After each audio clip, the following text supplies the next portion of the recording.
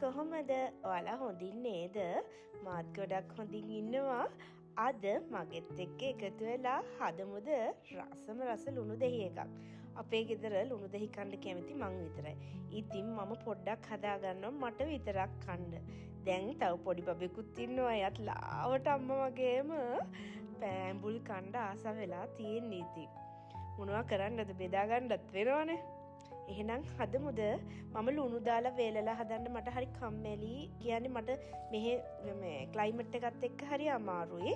ඒක නිසා මම හැමදාම ලුණු දෙහි හදද්දි හදාගන්නේ මෙහෙම. දෙහි ගෙඩිය හොඳට කලින් හොදලා වේලලා තියාගන්න. ඊට පස්සේ ඒක හතරට කපලා ලුණු කැට අහුරු දෙකක් විතර දාන්න. ඊට පස්සේ ගම්බිරිස් ඇට ටිකක් මිරිස් කරල් ටිකක් මේකට කොච්චි දැම්මනම් තව රසයි. ඊට පස්සේ විනාකිරි දෙහි වැහෙන්නෙම නැතුව නිකන් අඩිය වෙන්න විතරක් චුට්ටක් දාන්න. ඊට පස්සේ සීනි ටිකක් දාන්න. මොකද අපි විනාකිරිත් දානවනේ. ඒකේ සැර පොඩ්ඩක් බාල කරන්න සීනි චුට්ටක් දාලා ඊට පස්සේ අපි දානවා කෑලි මිරිස්. ගම්බිරිස් ඇට ටිකක් දාන්න.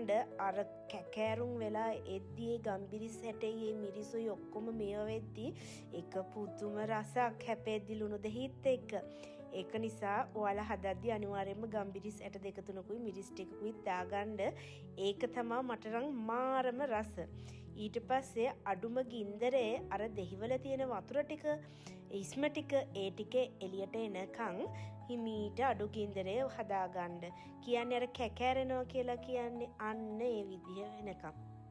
ඊට පස්සේ හොඳට හොදලා වෙලගත්ත බෝතලයකට දාලා ඔයාට මේක තියාගන්න පුළුවන්.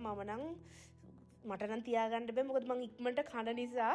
ඔයාලට තියාගන්න පුළුවන් මාස 6ක් වුණත් එළියේ මුකුත්ම වෙන්නේ නැහැ. හැබැයි හොඳට වේලුණ හැන්දකින් තමයි ගන්න ඕන. නැත්තම් අමාරුයි තියාගන්න. මොකද පුස් කනවනේ. මේ තෙත හැන්දක් දාන්න නැතුව හොඳට වේලුණ හැන්දකින් ඔයාලා කන වෙලාවට ගන්න. මම නම් ඉතින් ඕන දෙයක් එක කන්න පුළුවන් හැකියාවක් තියෙන ඔය ඇඹුල් කෑම જાති. කියද්දිත් කැප්ටට කෙලවුණනවා. මොකද මං හරීම පෙරේතයි ඇඹුල් જાති කන්න. මම ටිකක් ඉස්ම ටිකක් වැඩි ඉතුරු වෙන්න හදාගත්තේ. සමහරක් දවසට පොල් සම්බලේම හදද්දි එකින් ටිකක් දාපුවම මාර රහයි. බයි.